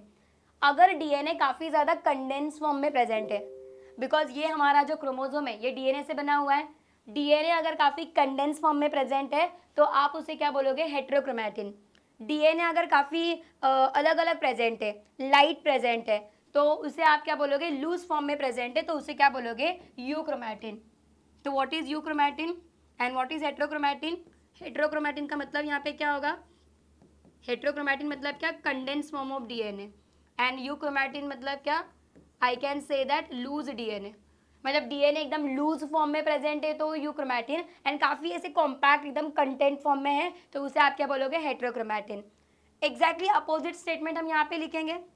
यहाँ पे क्या लिखेंगे, देखिए यहाँ पे मैं हम लोग यहाँ पे थर्ड पॉइंट हमारा क्या जाएगा, थर्ड पॉइंट हम लोग यहाँ पे लिखेंगे एग्जैक्टली अपोजिट। यहाँ पे हम मेंशन करेंगे यूक्रोमैटिन वहाँ पे ज़्यादा है तो यहाँ पे क्या लिखेंगे, यूक्रोमैटिन इज लेस, एंड यहाँ पे हम बोलेंगे हेट्रोक्रोमैटिन इज मोर। ठीक है, तो ये हमारा पॉइंट हो गया। और एक्स एंड वाई क्रोमोसोम के बारे में आप क्या लिखोगे, और आप यहाँ पे लिखोगे एक इंपॉर्टेंट चीज, वो है मतलब 4। यहाँ पे एक्स क्रोमोसोम के पास क्या प्रेजेंट है, यूक्रोमैटिन क्या है, ज़्यादा है, तो एक्स क्रोमोसोम के पास यूक्रोमैटिन ज़्यादा होने के कारण एक्स क्रोमोसोम ज़्यादा एक्टिव है एंड वाई क्रोमोसोम थोड़ा कम एक्टिव है because of the presence of the euchromatin. ठीक है, तो यहाँ पे क्या लिखोगे, हम लोग यहाँ पे लिखेंगे genetically X chromosome is more active, genetically X chromosome is more active, why? Because इसके पास यू क्रोमैटिन ज़्यादा है। अब इसके पास यू क्रोमैटिन कैसा है, इसके पास यू क्रोमैटिन काफ़ी कम है, तो हमारा यहाँ पे फोर्थ पॉइंट क्या बन जाएगा, यहाँ पे हम लोग बोलेंगे we can say that genetically Y chromosome is less active than X chromosome. Okay, तो ये ऐसे 4 डिस्टिंग्विश के पॉइंट आपके सामने मैंने यहाँ पे डिस्प्ले किया है। तो ये चारों के चारों जो डिस्टिंग्विश के पॉइंट है ये आप आपकी नोटबुक में नोट डाउन कर सकते हो, जो कि काफ़ी ज़्यादा इंपॉर्टेंट है। और एक पॉइंट यहाँ पे आएगा बच्चों, देखिए यहाँ पे नॉन होमोलोगस रीजन है, तो नॉन होमोलोगस रीजन में यहाँ पे फिफ्थ पॉइंट आप यहाँ पे और एक ऐड कर सकते हो। फिफ्थ पॉइंट के तौर पे आप यहाँ पे क्या ऐड करोगे, नॉन होमोलोगस रीजन। यहाँ पे फिफ्थ पॉइंट क्या आएगा, non homologous region of X chromosome contains non-homologous region of X chromosome contains what type of genes? I can say that X-linked genes. I can say that here X-linked genes. मतलब यहाँ पे इस reason में जितने भी genes है वो X character से रिलेटेड है, एक्स क्रोमोसोम से रिलेटेड है, तो आपका ये एक पॉइंट आ जाएगा, non homologous region of X chromosome contains X linked jeans.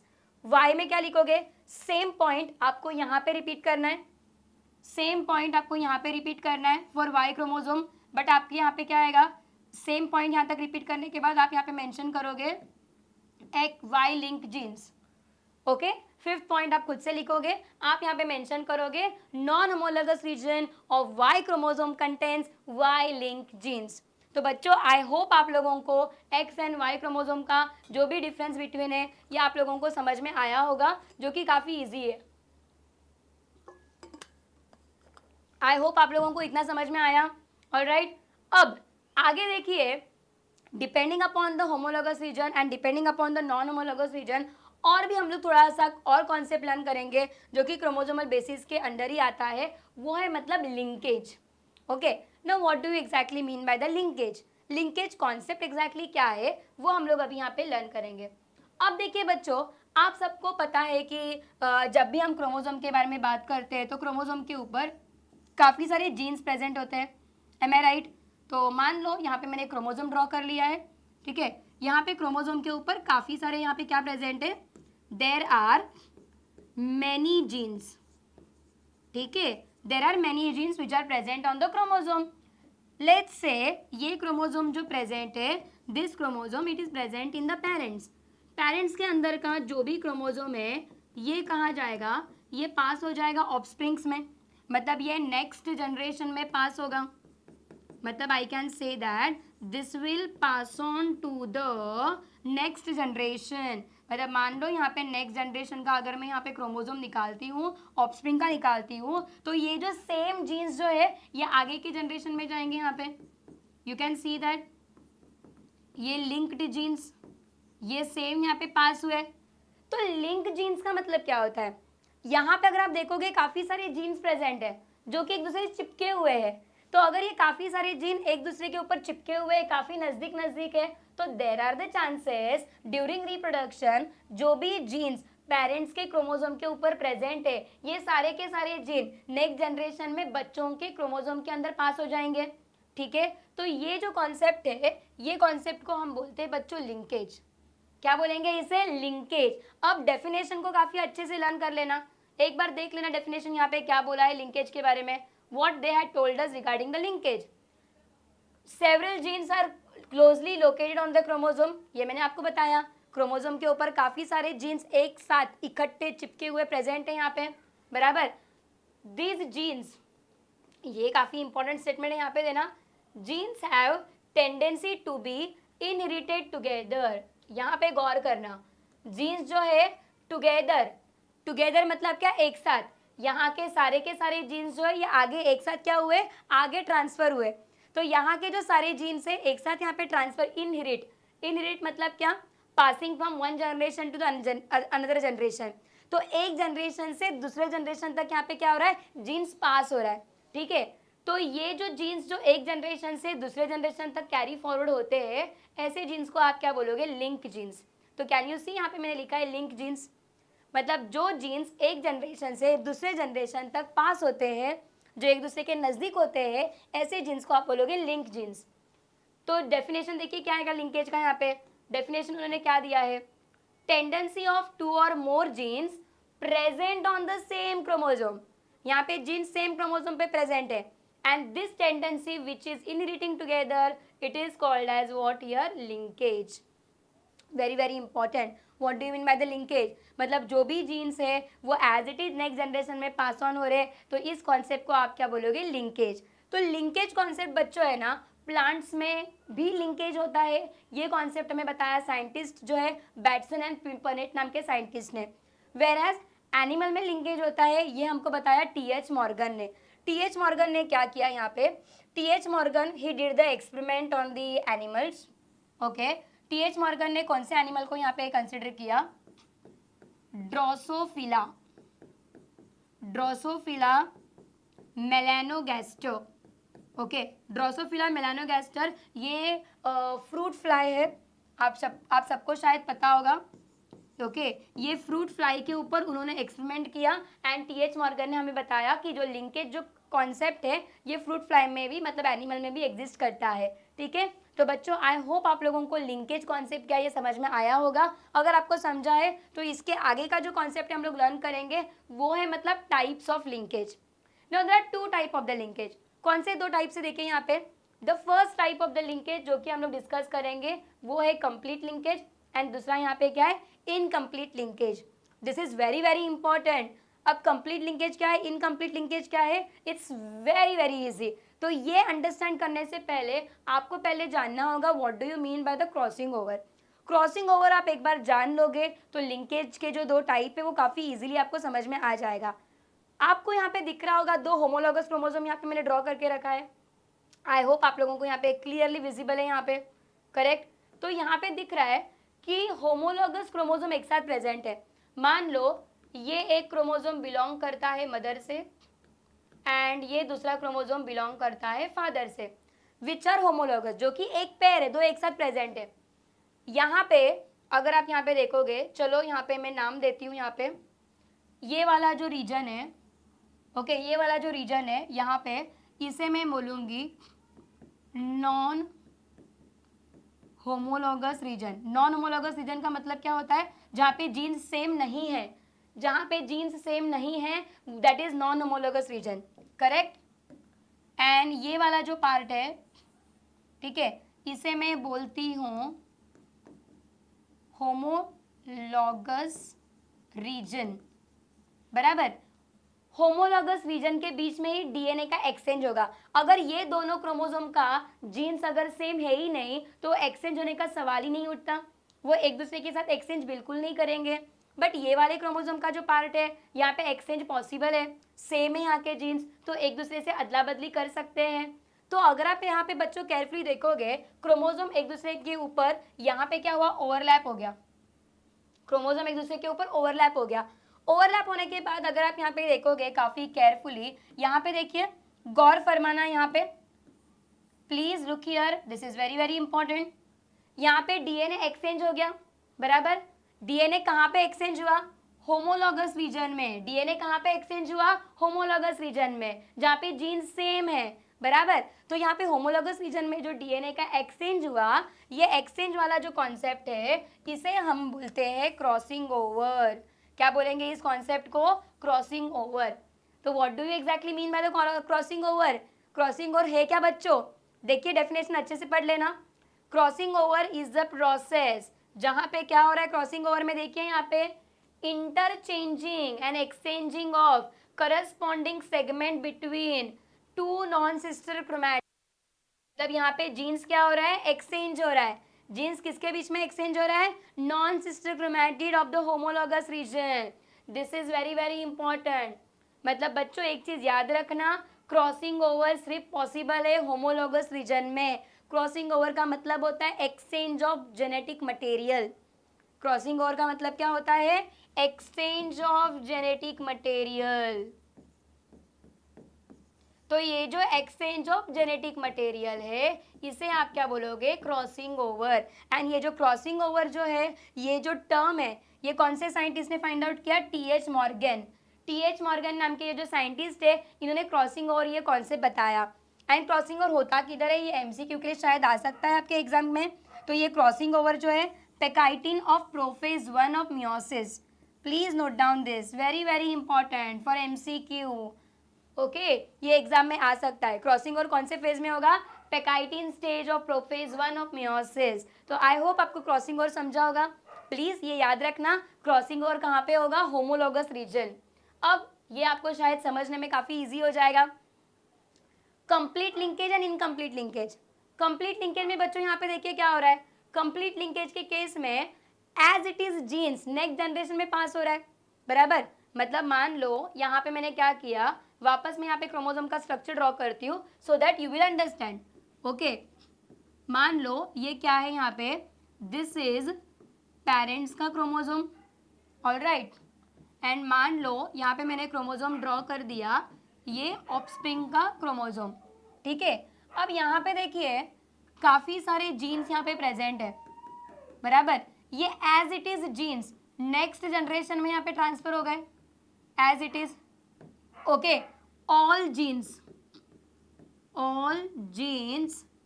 as it is passed। Okay, जो पेरेंट्स के पास जो भी एक साथ जीन्स प्रेजेंट है वो as it is next generation में चले गए सेम लोकेशन में, तो इसे आप क्या बोलोगे? Complete linkage. Okay, complete linkage में क्या होता है? काफी सारे जीन्स एक दूसरे के काफी चिपक के बगल बगल में प्रेजेंट है, तो ये सारे के सारे जीन नेक्स्ट जनरेशन में एज इट इज ट्रांसफर हो जाएंगे। तो ये जो कॉन्सेप्ट है इसे आप क्या बोलोगे? Complete linkage. कंप्लीट लिंकेज का फायदा क्या पता है? आपने काफी बार देखा होगा कि बच्चे और पेरेंट्स एक दूसरे के साथ सिमिलर दिखते हैं, करेक्ट। तो बच्चे एंड पेरेंट जो सिमिलर दिखते हैं ना, ये क्यों दिखते पता है? That is because of the complete linkage. मतलब पेरेंट्स का जो जीन्स है क्रोमोसोम के ऊपर जो प्रेजेंट है वो एज इट इज बच्चे के जनरेशन में जा रहा है। तो बच्चे पेरेंट्स के जैसे दिखने का एकमेव रीजन है, एक इकलौता रीजन है, वो है मतलब कंप्लीट लिंकेज। तो देखिए डेफिनेशन क्या दिया है यहाँ पे कंप्लीट लिंकेज का, अच्छे से पढ़ना है यहाँ पे। The link genes which are closely located on the chromosome, the link genes which are closely located on the chromosome do not separate. Genes बिल्कुल भी सेपरेट नहीं होंगे, एंड जीन्स का सेपरेशन कब होगा? क्रॉसिंग ओवर में। तो genes which are closely located they do not separate and inherit together, वो as it is next generation में पास हो जाएंगे। ओके, तो ऐसे जो जीन्स है आप उसे क्या बोलोगे? Linked genes which are closely located on each other, ठीक है। एंड ये जो कॉन्सेप्ट है इसे क्या बोलोगे? Complete linkage. तो इसके लिए देखिए बच्चों यहाँ पे मैंने आपको ऑलरेडी बताया था कि parent traits inherited in the offspring, मतलब बच्चे पेरेंट के जैसे एक साथ दिखते हैं डिक्टो because of the complete linkage, because वो जीन एज इट इज आगे पास हो गया, ठीक है। इनकम्प्लीट लिंकेज, अब इनकम्प्लीट लिंकेज क्या है ये मैं आपको बताती हूँ। अब देखिए बच्चों यहाँ पे लेट्स से मैंने यहाँ पे क्रोमोसोम ड्रॉ कर दिया, ठीक है। ये क्रोमोसोम मैंने यहाँ पे ड्रॉ कर दिया और ये क्या हुआ? ये दूसरा क्रोमोसोम मैंने यहाँ पे ड्रॉ कर दिया। अब यहाँ पे अगर आप देखोगे वेरी केयरफुली तो ये वाले क्रोमोसोम के ऊपर लेट्स से ये वाला जो क्रोमोसोम है this belongs to the mother, ठीक है। एंड और एक क्रोमोसोम मैं यहाँ पे ड्रॉ करती हूँ, यहाँ पे this chromosome this belongs to the father. अब क्या होगा? ये दोनों क्रोमोसोम के बीच में, okay, now what will happen, ये दोनों क्रोमोसोम के बीच में यहाँ पे क्या होगा? क्रॉसिंग ओवर होगा। क्रॉसिंग ओवर कहाँ पे होगा? देखिए यहाँ पे अगर केयरफुली अगर आप देखोगे यहाँ पे crossing over will happen only between this, यहाँ पे डीएनए एक्सचेंज हो जाएगा। तो डीएनए एक्सचेंज होने के बाद इस बच्चे का एक अलग क्रोमोसोम बन जाएगा यहाँ पे। तो मान लो यहाँ पे मैंने बच्चे का एक अलग से क्रोमोसोम निकाला यहाँ पे तो ये बच्चे का अगर मैं यहाँ पे क्रोमोसोम निकालती हूँ तो इस बच्चे में हाफ पीछे यहाँ पे जाएंगे, यहाँ पे इस बच्चे में पूरे के पूरे जो जीन्स है वो बिल्कुल नहीं जाएंगे, यहाँ पे क्रॉसिंग ओवर यहाँ पे हो जाएगा। तो लेट्स से ये बच्चे में यहाँ पे आधे आधे जीन्स चले गए, पेरेंट्स के जीन कंप्लीट यहाँ पे पास नहीं हुए, यहाँ पे जो जीन्स है they were not linked genes, okay, यहाँ पे I can say that not linked genes, ये जीन्स एज इट इज, ये जो जनरेशन है किसका जनरेशन है, ये चाइल्ड का जनरेशन है, ये चाइल्ड में एज इट इज जीन्स आगे पास बिल्कुल नहीं हुए, बराबर। मतलब पेरेंट्स में जो जीन्स था जो कि एक जगह पे प्रेजेंट था वो इनकम्प्लीटली आगे के जनरेशन में चला गया। मतलब क्रॉसिंग ओवर में ये जीन्स सेपरेट हो गए, क्रॉसिंग ओवर में जीन्स सेपरेट हो गए एंड जो पेरेंट्स के जो भी जीन्स है वो पूरी तरीके से बच्चे में जा नहीं पाए, पेरेंट्स के जीन्स पूरी तरीके से बच्चे में जा नहीं पाए एंड यहाँ पे जीन्स का अलग कॉम्बिनेशन बन गया। तो इसी कॉन्सेप्ट को आप यहाँ पे बोलोगे इनकम्प्लीट लिंकेज। क्या बोलोगे इस कॉन्सेप्ट को आप, इनकम्प्लीट लिंकेज। तो बच्चों डेफिनेशन अच्छे से अभी पढ़ो एक बार, सो आपको समझ में आएगा। The link genes which are distantly located on the same chromosome, distantly located on the same chromosome मतलब क्या, मतलब जीन्स काफी दूर दूर प्रेजेंट है एक दूसरे से, इसके जैसे एकदम नजदीक नजदीक नहीं है। They have the chances of separation, they have the chances of separation were crossing over. तो आप देखिए यहाँ पे क्रॉसिंग ओवर हो गया, जीन्स यहाँ पे अलग अलग हो चुके हैं, ठीक है। तो ये जो जीन्स है जो क्रॉसिंग ओवर से अलग होते हैं इसे आप बोलोगे इनकम्प्लीटली जीन्स, एंड जो कॉन्सेप्ट है जो पूरी तरीके से जीन नेक्स्ट जनरेशन में जा नहीं पाया इसे आप बोलोगे incomplete linkage. Incomplete linkage, this is very useful. Why it is useful, because of this incomplete linkage हमारे बॉडी में हमारे कुछ ओन कैरेक्टरिस्टिक्स है जो हमारे पेरेंट्स से बिल्कुल मैच नहीं करते। तो हमारा जो ओन कैरेक्टरिस्टिक है जो हमारे पेरेंट्स से बिल्कुल भी मैच नहीं करता, that is because of the incomplete linkage. तो बच्चों में जो भी वैरायटी आप देखते हो या बच्चों में जो भी आप वेरिएशन देखते हो ना, न्यू ट्रेड्स मतलब क्या, न्यू ट्रेड मतलब वेरिएशन, वेरिएशन इन चिल्ड्रन, ठीक है। बच्चों में जो भी आप वेरिएशन देखते हो that is because of the incomplete linkage. All right, तो बच्चों आई होप आप लोगों को कंप्लीट लिंकेज क्या है और इनकम्प्लीट लिंकेज क्या है इसका मतलब अच्छे से समझ में आया होगा, ठीक है। इसके बाद इनकम्प्लीट एंड कंप्लीट लिंकेज जो है ना, ये मैंने आपको एक बेसिक बताया इनकम्प्लीट लिंकेज क्या है एंड कंप्लीट लिंकेज क्या है, बट आपको पता है कि ये जो एक्स एंड वाई क्रोमोसोम है they are responsible for heredity. X and Y chromosome जो है इनके बीच में भी क्रॉसिंग ओवर होता है। तो ये यहाँ पे हम लोग अभी लर्न करेंगे there are two type of the sex linkage, मतलब हेरिडिटी के लिए। तो यहाँ पे दो टाइप के लिंकेज है, देखो यहाँ पे one is complete sex linkage and second is a incomplete sex linkage, जो कि कॉन्सेप्ट सेम है, कॉन्सेप्ट इज बिल्कुल सेम, बट आपको यहाँ पे क्या देखना है, यहाँ पे बस एक वर्ड बस यहाँ पे नया ऐड हुआ है, वो है मतलब नॉन होमोलोगस रीजन। मैंने आपको बताया नॉन होमोलोगस रीजन में crossing over does not occur. Just इसके पहले देखिए मैंने आपको बताया होमोलोगस रीजन में क्या होगा, क्रॉसिंग ओवर होगा, होमोलोगस रीजन में क्रॉसिंग ओवर होगा एंड नॉन होमोलोगस रीजन में नो क्रॉसिंग ओवर, ठीक है। एंड इनकम्प्लीट में क्या होगा, यहाँ पे देखिए होमोलोगस रीजन, होमोलोगस रीजन में क्या होगा, crossing over occurs, crossing over के वजह से जीन्स अलग हो जाएंगे। एक चीज याद रखना, because of the crossing over I can say that, I will write here because of crossing over, मतलब exchange of genetic material, because of crossing over only few genes will be inherited, मतलब crossing over के वजह से कुछ jeans आगे के generation में जाएंगे, पूरी तरीके से जा नहीं पाएंगे। All right, and that's why crossing over कहाँ पे होता है, इनकम्प्लीट लिंकेज में होता है, and that's why we call it the incomplete. Crossing over कहाँ पे होगा, homologous region, homologous region of what, X and Y. तो क्रॉसिंग ओवर यहाँ पे होगा एंड पूरी तरीके से जो जीन्स है आगे के जनरेशन में पास नहीं हो पाएंगे, एंड इसे ही आप क्या बोलोगे, इनकम्प्लीट सेक्स लिंकेज। जो प्रीवियस वाला कॉन्सेप्ट है उसमें हमने थोड़ा एक्स्ट्रा ऐड किया, क्या ऐड किया हमने, बाकी का पूरा कॉन्सेप्ट सेम है, कुछ अलग नहीं है, बस हमने क्रोमोसोम के पहले हमने X and Y word add कर दिया and homologous and non homologous ये वर्ड ऐड कर दिया। तो कंप्लीट लिंकेज जो है ये non homologous region of X and Y chromosome में होगा एंड इनकम्प्लीट लिंकेज जो है homologous region of X and Y chromosome में होगा। कंप्लीट लिंकेज में क्रॉसिंग ओवर नहीं होगा, इनकम्प्लीट लिंकेज में क्रॉसिंग ओवर होगा। तो बच्चों अगर आप ये पर्टिकुलर पार्ट अगर आप लर्न कर रहे हो तो एग्जाम में ना complete sex linkage and incomplete sex linkage के ऊपर डिस्टिंग्विश आता है, distinguish between complete sex linkage and incomplete. तो इसका डिस्टिंग्विश अच्छे से लर्न करना। एक चीज़ याद करना कि जब भी आप डिस्टिंग्विश लिखोगे, आपका पहला पॉइंट हमेशा डेफिनेशन होगा, डेफिनेशन यहाँ पे दिया है। सेकेंड पॉइंट आपका यहाँ पे होगा कि ये जो है नॉन होमोलॉगस में होता है, ये होमोलॉगस में होगा। यहाँ पे क्रॉसिंग ओवर नहीं होगा, यहाँ पे क्रॉसिंग ओवर होगा। ऑलराइट, एंड देन बाकी का आप देख सकते हो एग्जाम्पल्स है। कंप्लीट सेक्स लिंकेज की वजह से हीमोफीलिया हो सकता है बच्चे को, रेड ग्रीन कलर ब्लाइंडनेस हो सकता है, मायोफिया हो सकता है। मतलब ये जो सारे डिजीज है, मतलब ये डिजीज की जो जीन्स है, ये as it is next generation में पास होगा। तो अगर मॉम या डैड को, पेरेंट में से अगर कोई एक को अगर इनमें से कोई अगर बीमारी होगा, तो ये बच्चे में अगर एज इट इज़ अगर ये जीन्स आगे गए तो they will also suffer. Incomplete का क्या है, एग्जाम्पल देखें यहाँ पे, colour blindness. Total colour blindness किसी को है तो गारंटी नहीं कि वो एज इट इज जाएगा, हो सकता है बच्चे को नहीं भी हो सकता है। ठीक है, तो ये सारे जो दो एग्जाम्पल मैंने आपको बताए, this is related to the complete sex linkage and incomplete sex linkage. तो आई होप बच्चों आप लोगों को जो भी आज हम लोगों ने लर्न किया, ये आप लोगों को समझ में आया होगा। ठीक है, सो आज हम लोगों ने देखिए क्रोमोसोमल बेसिस ऑफ इनहेरिटेंस के बारे में पूरा का पूरा हमने कंप्लीट कवर अप कर दिया है।